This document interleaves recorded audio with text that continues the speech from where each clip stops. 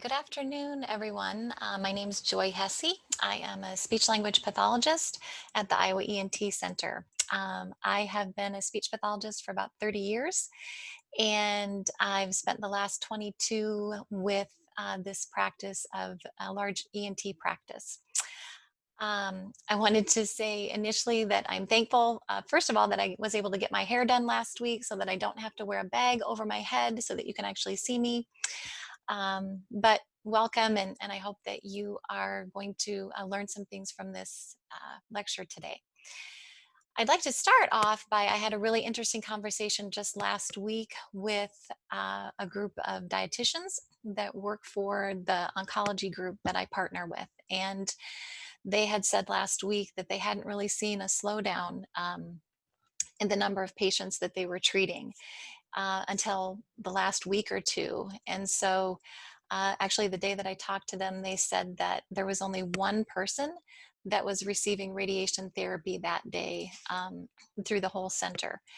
And so as the physicians were discussing that, they're now kind of wondering, in a few months that, normally if someone would have come in for hoarseness or for a small lump on the neck, are we now, because of the coronavirus, going to see in the next few months much more advanced disease where, something could have been treated early, like maybe with radiation, but now by the time they get in to see the ENT and then get in to see the oncologist, that now, unfortunately, they feel like that we'll be dealing with a much more advanced cancer at the point at the starting point, unfortunately. So I would be really interested to know if that's happening in other parts of the country.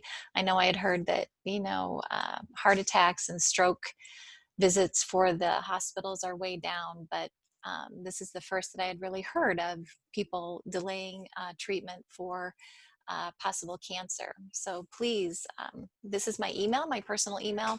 You can get in touch with me there or through the Tactile. People would also, I'm sure, let me know that the results of that. All right.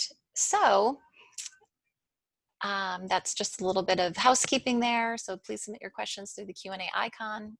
And this is being recorded. My disclosure statement: I am not an employee of Tactile Medical. I'm just another speech therapist out in the trenches, like all the therapists that are out there.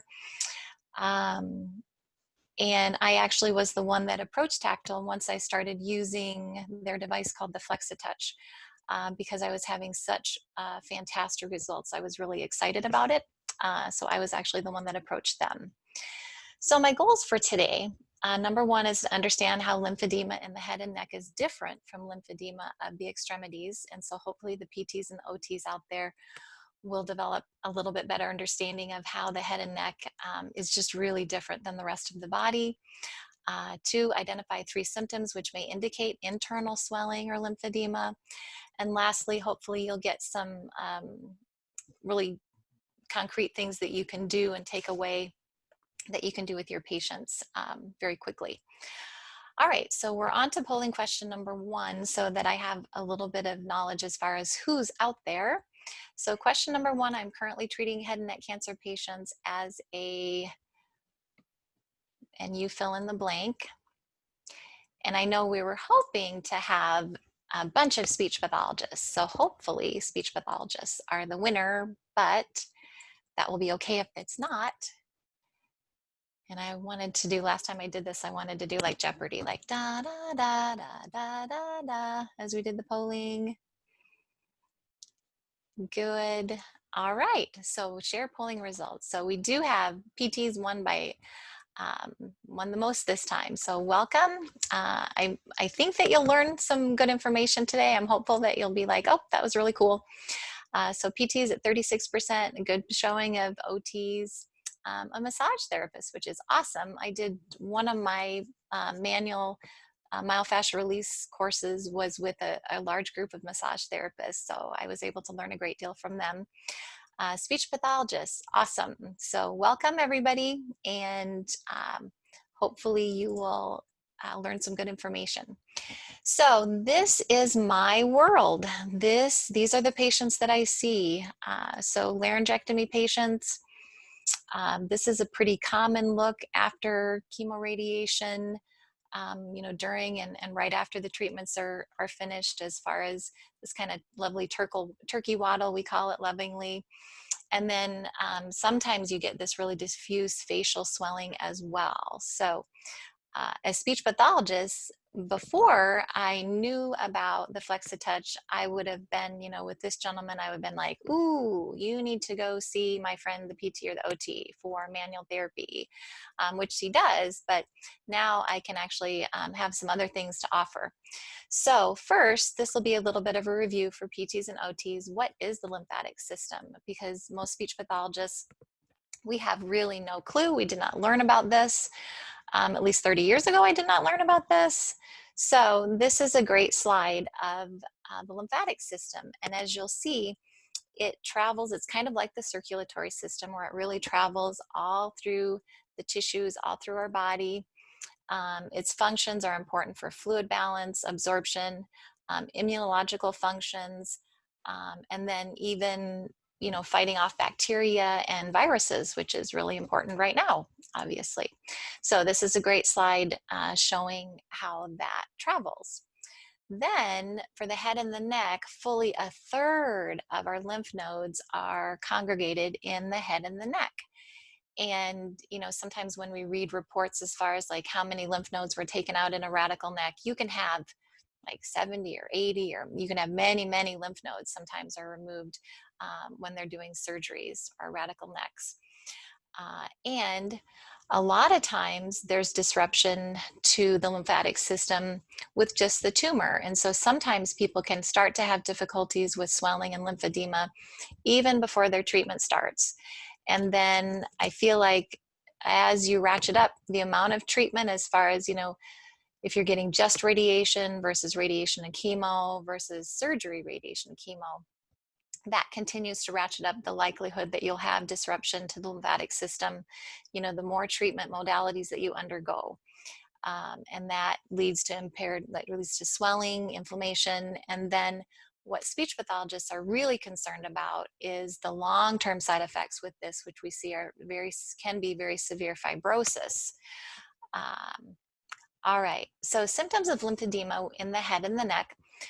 For sure, a lot of our patients complain of dysphagia or trouble swallowing, that the food goes down, it gets caught, and I have to cough it back up again.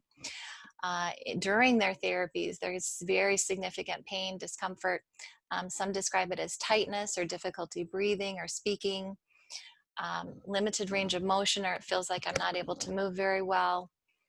Again, difficulty breathing. Sometimes there's swelling on the outside, but not always. Sometimes the swelling can be very severe on the inside, and that's what I'm hoping to provide the education about today. And then lastly, vocal changes or difficulty speaking. All right, so polling question: how do you currently treat or manage your patients with head and neck lymphedema? And this is one where you can select all that apply. And I know for speech pathologists, really what we do would be hopefully training them to do proactive or called prehab therapy exercises before their treatments even start. Hopefully the speech pathologists have a good working relationship with the cancer doctors and are getting those referrals early on, because there's so much we can do when we start the prehab and the exercises early. All right, then polling results. So compression, you know, it's pretty equal. Exercise seem to get the biggest result here, but it's great that, you know, really all of these modalities are being utilized because they all certainly have a place with this population. Okay, next. So one of the reasons why I kind of jumped on board, and I really, in the past probably 3 of my 22 years, have started seeing many, many, many more of these patients, is that they are getting younger. Back in the day, my typical head and neck cancer patient was a veteran. He smoked 3 packs a day and he drank maybe like a 12-pack a day. And so I don't know if anybody's older like me, but that really was my head and neck population. And usually they were older, like in their 70s. They probably weren't going to die from their head and neck cancer because they had so many other things that were wrong with them. But now with HPV, there's such a huge rise in this population of young people. You know, they're getting this disease in their 30s, 40s, and 50s. And I feel like that, you know, if they can make it through the treatment, the worst thought to me is how many of them, you know, they're probably going to live for decades, literally. Like they could live 40 years. And like, I don't know what 40 years looks like after the treatment of head and neck cancer, after radiation and chemo and big surgeries. You know, I just recently have a guy who's 19 years out, and I'll tell you more about him in a few minutes. But you know, this is just something that's unheard of, and so I think that, you know, we have to be proactive and we have to be really aggressive with these people because we don't want them to have, you know, this horrible fibrosis and, you know, becoming NPO and a trach and all of that craziness that develops later on when we don't do anything. The prevalence of lymphedema. So I definitely did not know this. Like I kind of thought that they were swollen at first and then the swelling went down and then, you know, life was good after that. But a recent study has shown that 90% of our patients have both internal and external lymphedema. And the big thing about lymphedema for the speech pathologist is that lymphedema is actually a chronic and progressive disease that once you have it, you don't get better from it, and that you can have issues then forever. And then over half of these patients went on to develop fibrosis. So like almost all of our head and neck cancer patients will have lymphedema, and then more than half will then go on to develop fibrosis, which can have such a huge impact on the swallow. So speech pathologists know that dysphagia after chemoradiation therapy, you know, this treatment really impacts every single phase of the swallow. Like there is not a single phase that is not left changed forever. From the oral transit time, reduced base of tongue retraction, reduced upward movement of the larynx, reduced pharyngeal squeeze. Epiglottis oftentimes just like shrinks and then doesn't move, and then certainly abnormal esophageal opening of the sphincter. Then besides all of that, you can also have trismus, which is, you know, they can't open their mouth. Horrible mucositis or sores in both the mouth and in the throat, pain with their swallowing, dry mouth, in addition to changes in taste and smell. So you can imagine like all of that stuff coming and dumping in on this poor patient. You know, you can't really blame them for not wanting to swallow anymore. They come in spitting into a cup. They're not going to swallow their spit even. I had a guy last week, he had even stopped talking. Like he literally was not opening his mouth. He would spit and then he wouldn't talk and he was writing. And so everything is so painful and hurting. But unfortunately, when they stop moving, then, you know, PTs and OTs know that disuse atrophy kicks in and the muscles just shrink. And so then it's, you know, everything is just so much worse. So this is a quick little anatomy review for those of you, like I haven't had anatomy for a really long time. So this is an endoscopic view of the larynx. And so if you're looking at this, this would be the patient's front, this is the back, this is their right side, and this is their left side. Base of tongue is here. This is the epiglottis. And then as you move around, this is called the aryepiglottic fold. This region is called the postcricoid region. These are the piriform sinuses here and here. And then the opening to the esophagus is here, and that would be closed as you're sitting there breathing. And then a little bit closer view of the larynx. So here we have the left true vocal fold. This is obviously the top of the trachea and the first tracheal ring here. These are the false vocal folds that help with swallowing, and then the arytenoid cartilages bilaterally as well.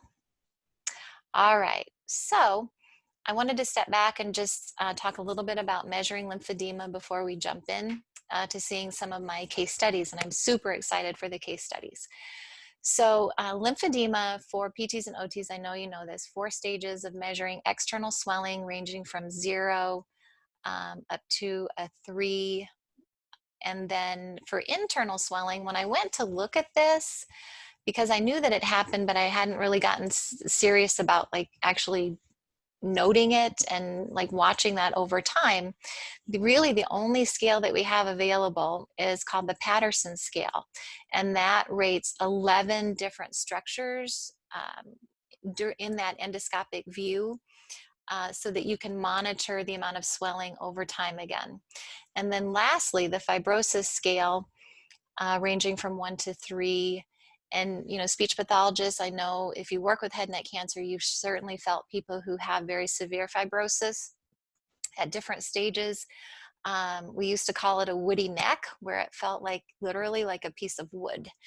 And that can be judged as well over time. So this is my first picture, and then there'll be a little polling question. So on the left, you see a normal happy voice box. And then on the right, this is what I see often. And so I do a lot of video stroboscopies and many FEEs. And so FEEs stands for fiber optic endoscopic evaluation of swallowing. And so I scope my patients a lot, both for testing and for biofeedback. So this is one of the pictures of my patients, and it's almost unrecognizable, really. Like you wouldn't, if you look at the left, you'd be like, that doesn't look anything like the picture on the left. But here would be their epiglottis. Again, aryepiglottic folds, arytenoids. You can't even see his true vocal folds. They're hidden under here because of all of this diffuse edema. And so imagine in your head, like, how is this guy swallowing? Like, what is he experiencing? And, you know, a really significant dysphagia with this amount of edema. So our first question, or one of our questions here, is which patient below goes with this anatomy on the right? So that is our next polling question. What does everybody think? The gentleman on the left, or A, or the gentleman on the right, which is B? And this is actually one of our patients. Good. So polling results, 66, here you know I'm old because I'm using my bifocals here. So 66% say that it's A, good, and then 34% say that it's B. So it actually, we were trying to be tricky. It is actually this gentleman who has almost no external swelling, which is crazy. And I actually just had a patient just a few weeks ago who he's probably a year out, and he's just now starting to have significant dysphagia and no external lymphedema. But when we looked, sure enough, he has like moderate internal swelling. And we sent him off to a manual therapist in his area. So I'll be anxious to see him back. All right, so there's our answer. All right, so I certainly am not the one to say that like this is the only way, but this happens to just be my way of doing head and neck cancer. And so thankfully, I typically get the referrals for these patients very early on, usually before treatment. And one super interesting thing about where I'm at in Des Moines is that there is just one really big oncology practice. And so they supply physicians to both of like these big, large competing hospitals. And so like there's Mercy One and then there's Unity Point.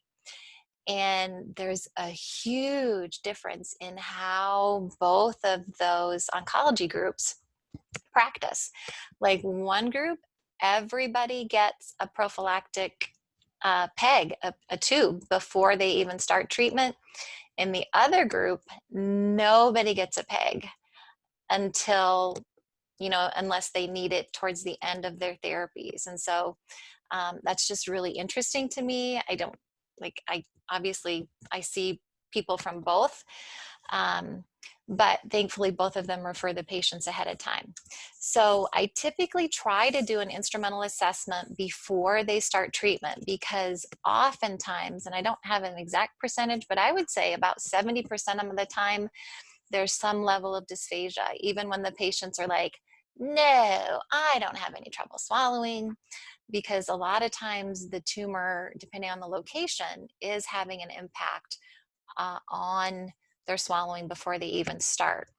And then that instrumental exam gives me information on what to do as far as what exercises. So that kind of guides my treatment, as far as, it's called the pharyngeal size. And so that first, when I meet them, I do my swallowing test, and then I talk to them about the pharyngeal size exercise program. And that's basically just this proactive exercise program. It was developed at MD Anderson.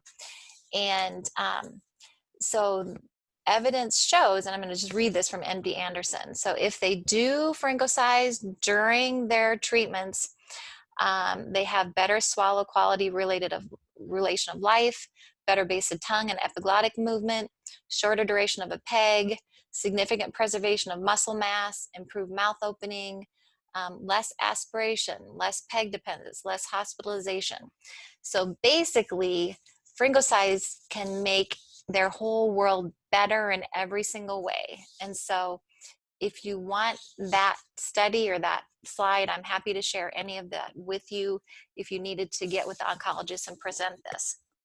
So pharyngeal size exercise program is basically just the Mendelssohn, maximum mandibular opening, which is just opening the mouth wide, supraglottic swallow, Masako, and effortful swallow for the speech pathologists out there.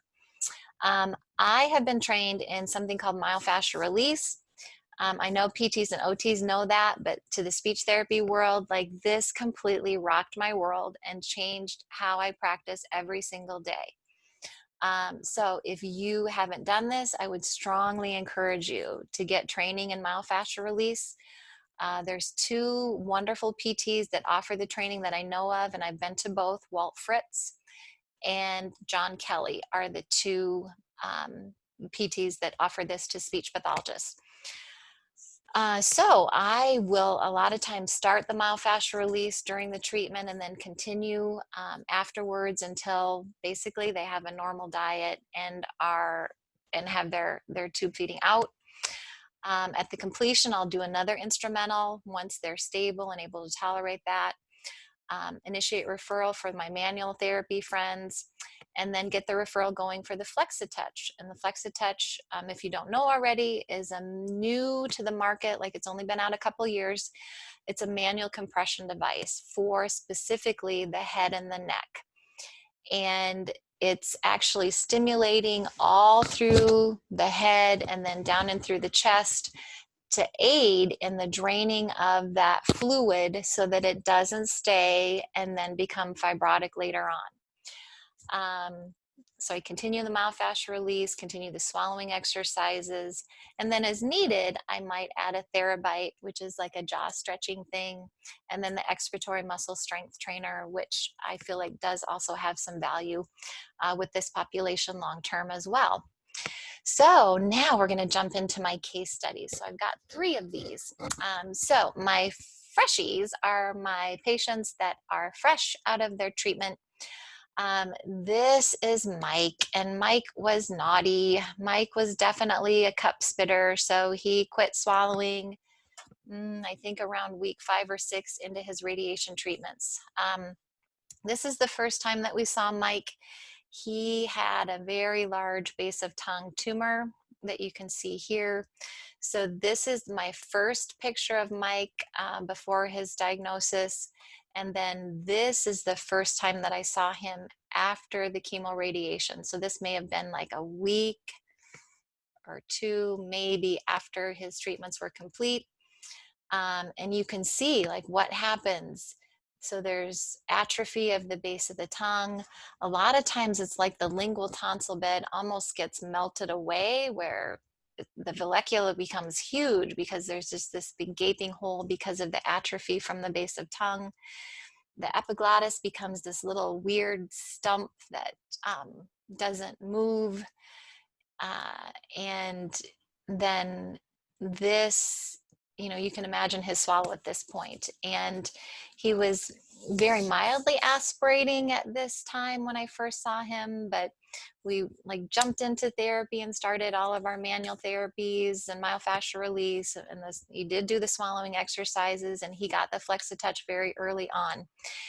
And believe it or not, within, I would say 3 months, 2 to 3 months, somewhere around in there, he had the tube out and he was eating a pretty normal diet. And so that's another thing that I see with these patients that are getting the Flexitouch early on, is that they're getting back to eating meat, like they can go back to their steak, and bread, which is another big one, like nuts and peanuts. We know as speech therapists, like those are the harder things with this population, because it wants to get stuck, that things are weak and that just doesn't move down through. So they're getting back to a normal diet, which is so important for them early on. All right, this is my second patient, and he was a guy that he's just the opposite, where he did everything right. So he never had alternative feeding. He continued to eat and drink through the entire process. He almost took no pain medicine because he was afraid of getting addicted. So he was a complete rock star. So I did the manual therapy during it. He got his Flexitouch early on, and he had manual therapy, and he was actually discharged. This is our picture, I think, about the time of the discharge, where he was eating normally, almost no internal swelling here of the base of tongue or epiglottis. And then he, around Thanksgiving, so this is actually just the end of October, so November, the end of November, he said, oh, I got busy around Thanksgiving and I stopped using my Flexitouch. And 2 weeks later, he calls me in a panic. Like, he was panicking.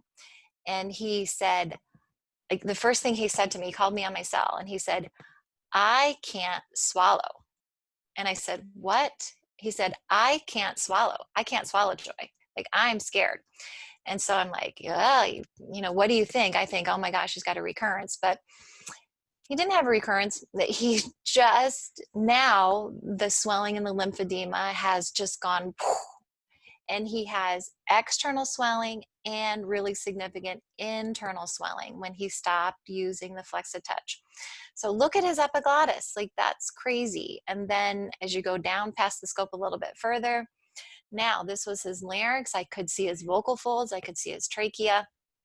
After he stopped all the therapies, now just like, whoo, swelling everywhere. Crazy, crazy, crazy swelling. So, I mean, that was the reason why he started having really significant trouble with the swallow. So he got in with his manual therapist again, and it took about 2 months of getting back into manual therapy with the CLT, and then also restarting the use of the Flexitouch before this swelling went down again.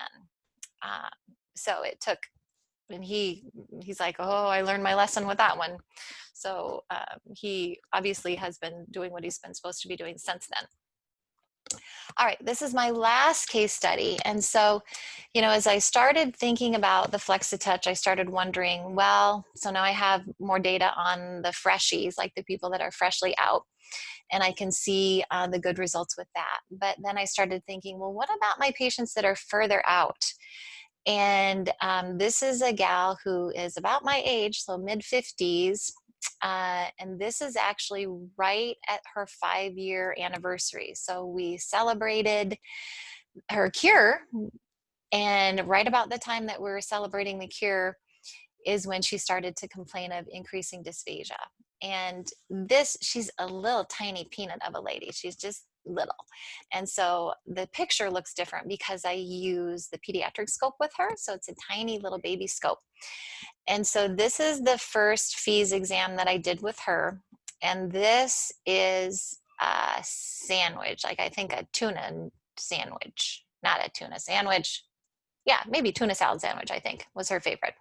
So with my fees, I have them bring food and eat a meal with me when I do my swallowing exam. So this is, I believe, a tuna sandwich. And so you can see just a ton of residue. And that's what she's complaining of, is that she now has to take a drink after every bite. And we know that we don't want them to do that, because that just keeps the muscles weak or allows the muscles to get weaker.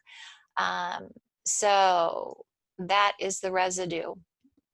She was not able to, at this point in her life, she works full time and she had just adopted her grandbaby. So her life was not conducive to having any kind of, daily or weekly therapy, going in to see a therapist. And so I thought, what about the Flexitouch? And so we were able to get her set up with that. And I actually saw her about a month later, after only a month of using the Flexitouch once a day. And she's like, guess what? And I said, what? And she said, I went to my dentist, and my dentist said, what have you been doing? Because your teeth look so much better. You have so much more saliva now. And so that has been a big thing with the Flexitouch, is that patients are reporting a significant improvement in xerostomia, or their dry mouth. That compression device is working on the submandibular glands, like just this real gentle massaging movement, getting them to be able to have the thin, watery secretions. So then this is June, it looks like, was when she had a significant deterioration. And then I actually did a recheck, it looks like in December. And this is after her bite of a tuna sandwich again, with the residue. And so there's been a significant improvement in the amount of residue after the swallow. Not needing to always have a drink. Like, she walked in this day in December without a water bottle. So when people walk in without a water bottle and have had head and neck cancer, that is a really good sign, because so many of them feel the need to have that with them all the time. So that was a big deal with her. And she's shown significant improvement with just the Flexitouch, or with just the pneumatic compression device. Okay, so lymphedema care continuum. This is what I do, and again, hopefully I'm doing what the big centers are doing. I try to copy them, basically. So prehab, hopefully you understand that I'm a huge believer in prehab, getting the speech therapist on board very early on, and for the pharyngeal size and for that initial evaluation. And then also, I work really closely with the dietitians. They are like my best friends with this, that we talk often. And it's really nice to have that, they're telling the patients, well, you need to be doing what Joy says. And I'm telling them, well, what did Barb say about that? And so they're getting it from two different sources. During their treatments, continuing with, for sure, the exercises, monitoring their nutrition. And then once they're finished, it's been interesting, as I have done some lectures for Tactile, in the difference in opinion with, CLTs and PTs and OTs, when you guys start your rehab. And, one of the PTs that I took the training, the myofascial release training, John Kelly, said, you should not do anything for 3 months. And, that's just so interesting to me, that when they do the pharyngeal size exercises during that, like, that makes such a huge impact. And so that has been kind of eye-opening and interesting to see, like, when PTs and OTs will start their therapy. And then about the same time, like, I feel like the sooner you can get the Flexitouch on board and get that going, the better off you're going to be. Tactile makes the ordering process really, really simple. The reps are wonderful. I don't know if you don't know your rep, then email them and they'll get you in touch with them. Shout out to my reps, are Bailey and Nick, around this area now. And So all I have to do to start that referral process is to actually send like a face sheet of the patient to my rep, and then they'll take care of all the insurance, like looking into their insurance to see about co-payments and deductibles and all of that good stuff. And then I typically have the patient come to my office for the demonstration with the rep, because they will do like little tests before and after, and I always find it really interesting to see how the swallowing changes before and after the demonstration. So what I'm hoping, where do we go from here, is hopefully being very proactive with treatment for dysphagia. Um, Please do not wait 3 to 4 months before you do anything, because at that point, you know, it can almost be too late, I feel like, for the head and the neck. Recognizing both internal and external lymphedema, that those are separate, that you can have significant internal swelling without anything on the outside. And conversely, you can have really severe external lymphedema and not have a lot going on with the base of the tongue or the epiglottis. Starting treatment early, manual therapy, and then, you know, long term, our patients, you know, we usually kind of stop around the 5-year mark. Some of our patients continue to come in yearly, but after that 5-year mark, then unfortunately, a lot of times we don't see them until they're starting to really have significant trouble with fibrosis and the dysphagia. And then I feel like we're behind the ball again, and then you're dealing with this horrible fibrosis. So lesson hopefully is start early and then continue, because we know about that chronic progressive nature of the disease, that, you know, once you have it, you will always have it, and you're in danger of developing the fibrosis. So I think that we're going to go to a question and answer. I do want to tell the speech pathologist that this will be available, like this PowerPoint will be available to you, like you can download, but then I have another PowerPoint that I use when I talk with oncology groups, that's short, like pretty short, but it has some super dramatic images of, you know, doing a FEES and what happens with fibrosis. And, you know, I show this guy who just is aspirating like crazy because of severe fibrosis. And so I am happy to share that as well with anyone who's interested in that. Usually has to go through like a Dropbox because it's a larger, it's a big presentation because of the videos, but I'm very happy to share any of that with you. All right, so I'm just waiting, and we'll have a moderator. Yes, thank you, Joy. That was a great presentation. Thanks for sharing. We do have some questions coming in, popping up right now. And as a reminder to attendees, you can go at the bottom in the Q&A tab and type a question if you have it. The first one here is, for prehab, how do you compare external swelling pre and post if some of the tissues have been removed during surgery? Oh, that's a really good question. Yeah, pre and post.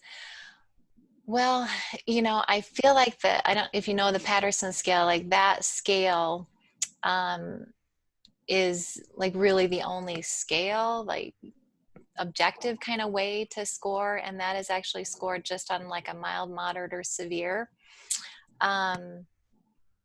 So that internally, I think a lot of times internally too, I find it helpful to create, like on my equipment, I can have, like you can show today's and then you can show last month, and I can put up to like 6 different images up on the screen. And so I think that's helpful to look serially. And again, if you're a speech pathologist and you haven't been trained to do FEES, you should be doing this test, like wherever you're at. That will open up your world, because it's not only for the testing, but also huge for biofeedback as you're training the exercises. Like you can train them to do Supraglottic swallow. This is what happens when I'm looking at, this is why we do the tongue-based resistance exercises. That a picture is worth so much more than just having them do something with a tongue depressor, like showing them that. And then I just found actually measurements for the face, and I don't know if OTs and PTs might already be trained in that, that I've started doing to kind of measure for lymphedema as well.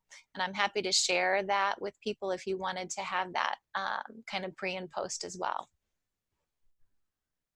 Okay, great. Thanks, Joy. Another one that kind of builds on that is you mentioned the signs of lymphedema, some dysphagia, some pain. What are some clinical signs and symptoms of internal lymphedema?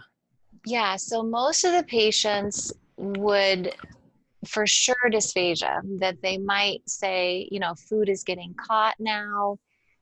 Imagine if the base of your tongue swells up and the epiglottis gets huge, that like the food literally is going to stop, you know, right at the base of the tongue. So food is catching. Sometimes they describe, uh, a lot of times they get hoarse, and so listen to their vocal quality. Sometimes they have difficulty breathing. You could tell by that one guy that stopped, you know, doing the Flexitouch around Thanksgiving that he had really significant swelling of the postcricoid arytenoids. And so all that tissue then is just like covering the airway. So I would say difficulty swallowing, hoarseness or change in their voice, difficulty breathing, and you know, they might describe it as tight. That's a pretty common word that I hear too.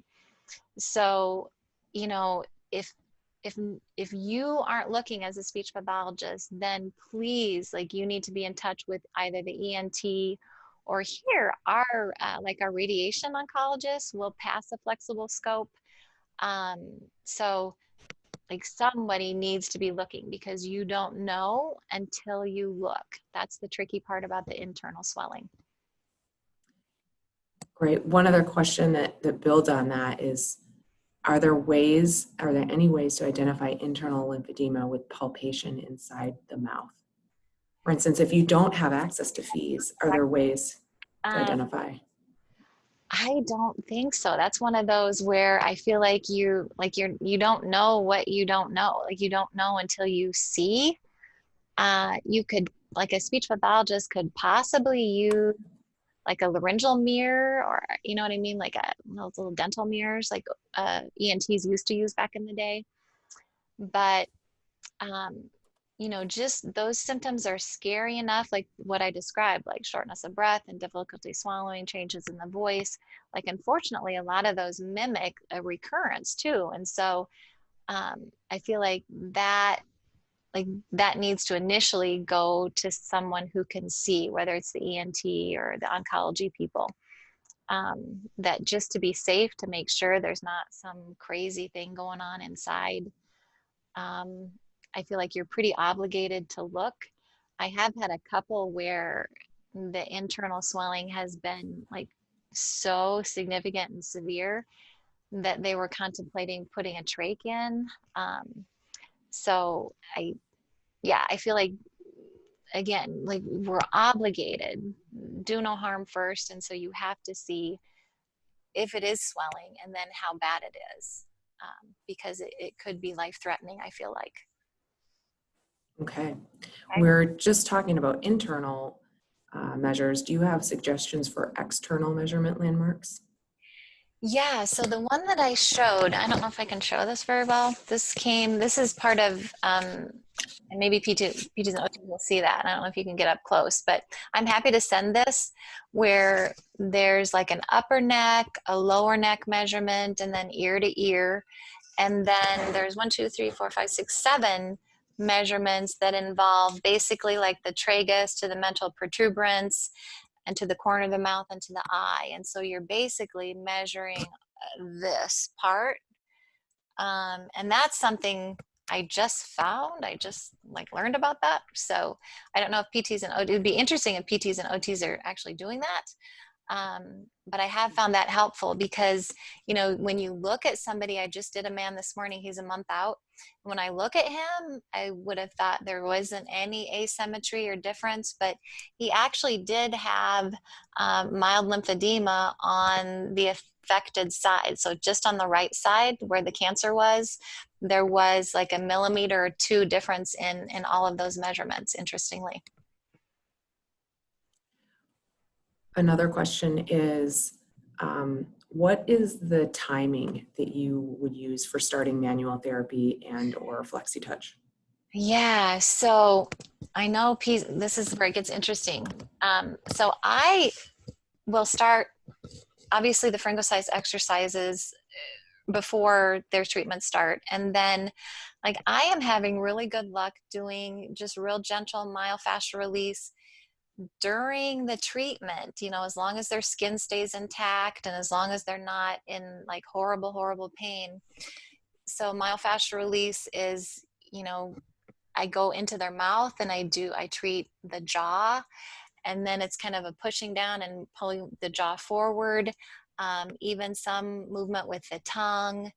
So a lot of it is internal, but like my patients, if I'm doing that, none of them, since I started doing the myofascial release, none of them have developed a significant trismus. And then for the patients who had trismus already, when I started doing the myofascial release, then they are now like good. And so that is so the internal therapy is super helpful for this caseload. And there have been a couple comments came through that some Yeah, great. attendees are saying that they use the MD Anderson head and neck lymphedema scale for external measurements as well. So that's good that Oh, that's being good. used. Good, good. Yep. Mhm. Yeah, I feel like they're kind of the gold standard. So they, like, the speech therapists there have just been really prolific about like lecturing and articles, and there's just a ton at the American Speech and Hearing Association. They have a lot from MD Anderson that's been excellent, as I tried to do more education on my own. I'm just looking here. One other question. The swelling, have you ever seen it resolve on its own, or do you not wait for it to resolve and you go directly to treatment? Because Yeah, so swelling, like, you need to treat that because then that will go into fibrosis later. And so fibrosis is, I wish I could show you the pictures of my really patients with severe fibrosis, that why I'm so like freaked out about fibrosis, that like once that develops, I hope that PT and OT would agree that like you need to treat that, and you need to treat that quickly, because that will just progress. Then you start soft, and you can deal with it when it's still soft and early, but then when that's not treated, that's when it starts to get ugly. So that's why really people need to be looking on the inside, because I feel like that's been ignored up until now. I haven't heard a lot of people talking about that. But then, once the epiglottis is swollen and the pharyngeal constrictors, then the same thing that happens in the arm and the leg happens inside you. So only like it's just so much, not that this isn't important, but like that's such a key to quality of life with the swallowing. definitely. Here's a very relevant question. How are you adapting manual therapy during pandemic times? Are you still seeing patients? Are you training them over video to do Yeah, this such a therapy? good question. Such a good question. So I was actually furloughed for 5 weeks, and during that 5 weeks, um, that's when we kind of got the teletherapy up and going. And then I had 8 weeks of kind of 80% supposedly, but I have tried my best to have, if because I have some young patients, they're in their 40s and they had a total glossectomy or a huge, floor of mouth mandibulectomy. So like just these big, huge, huge, huge surgeries that, if you wait for 3 months, they will be fibrotic, and I feel like they might not ever swallow food if I would have waited and not done anything. And so I was very much like on everybody to, you know, you have to get on with me. And then, most of them that were young like that, their wives were willing to jump in, and I would, walk them through it. And about 3 or 4 weeks ago, then patients started actually coming in. And so when I'm doing my manual therapy, I am wearing the N95 mask and a shield for that, because I do quite a bit in the mouth, as you heard. So that's what I'm doing, and slowly my patients are starting to come in. Our office is taking temperature and making them wait in the car, and then I go out to the car and get them and bring them right to a room. And everybody has to have on a mask. So that is how we have been handling it. And it's been odd because some of the patients, I've never met them, and they're already done with their therapy. And so I've talked to them. I tried to talk to them on the phone weekly just to check in. But I feel like I'm much more convincing in person than I am on the phone, because most of them unfortunately have stopped eating and drinking at this point. So I'm playing catch up. Right. A couple more questions here. Intraoral MLD is very effective for the tongue and cheek. How do you know myofascial intraoral for the trismus, or do I need to take a class from one of the PTs? Are they affiliated with a certain company? Oh, that's interesting. I would think, like, I don't know what's all included. Like,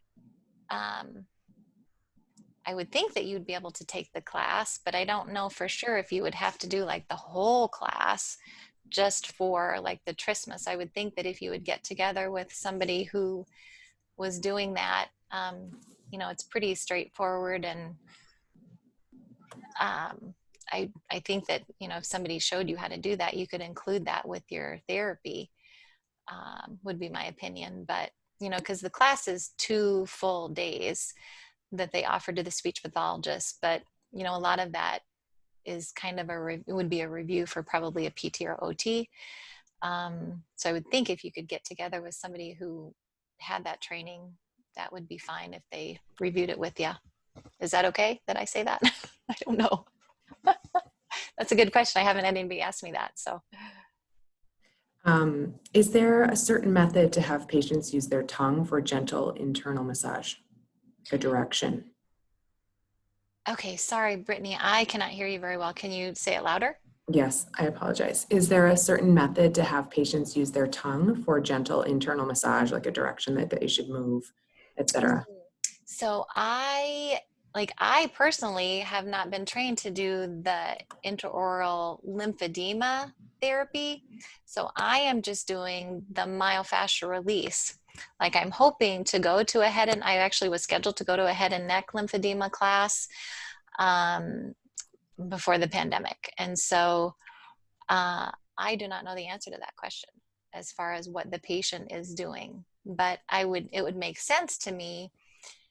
Like, I have a slide that shows like where the oral cavity, where that drains, like, as far as, so I would follow that drainage pattern. I would think whatever you would do with your finger, that I would have them trying to mimic that with their tongue, would be what would make sense to me.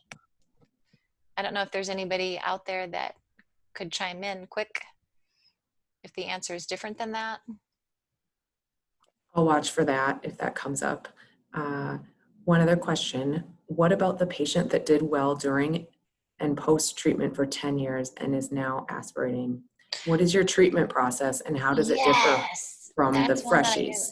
talk about. Yeah, so that's my guy like 10 or 20 years later. And so I had a patient that came in literally 19 years, and he had a huge mandibulectomy, big flap, um, and just fibrotic. And so he came to me out of the blue. He'd never seen a speech pathologist before.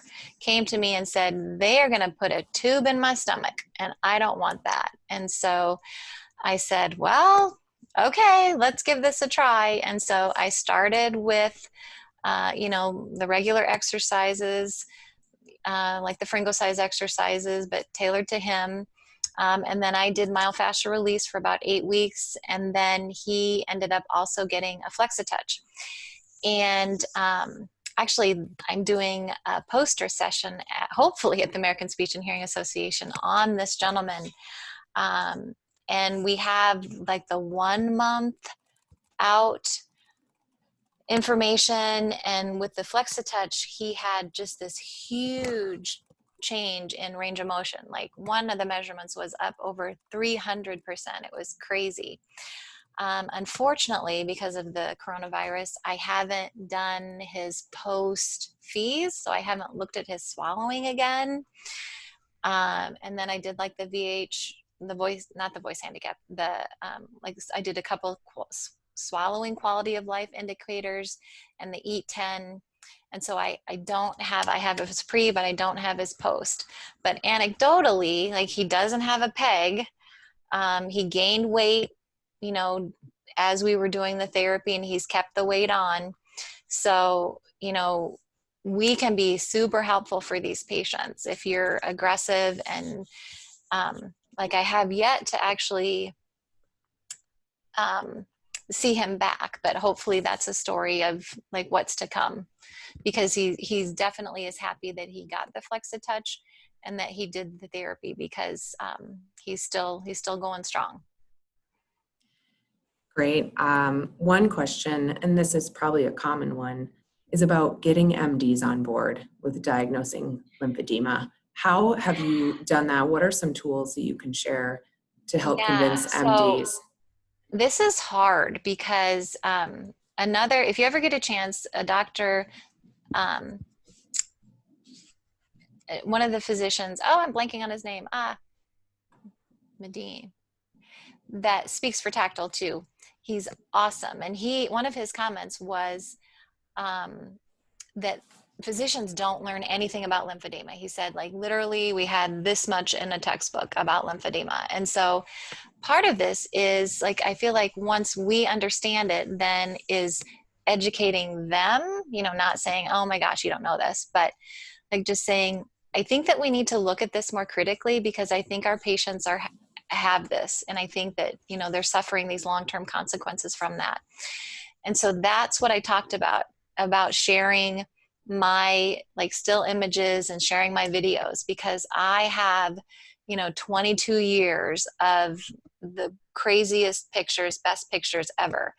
And so if I'm happy to share all of that with you, I would say, let me bring lunch through. Would you be willing to sit down and talk to me about this? Like, I really feel like there's a better way. Like, we should be doing better for our head and neck cancer patients, that we're not doing best practices or standard protocol, that this is what we should be doing. And so I need your help in getting this protocol up and running. And I find that, my results kind of speak for themselves. Like, the doctors now know that, we want them to go see Joy, that we're seeing really good results, that the patients are happy. So like what we do is huge for this population. And like we should be doing better than what we're doing. Great. We are just wrapping up with questions, and there were just 2 comments from one of the attendees that should be shared with the group. Is that MD Anderson, their website, has the 9-point facial composite measurements for a resource. And then also Norton and Close, they have head and neck lymphedema training class if anyone's interested in looking that up. So with that, those conclude all of our questions, and we are at 1 o'clock Central Time at the end of our webinar. And I thank you so much, Joy, for sharing all of your great information. Great. Thanks, everybody.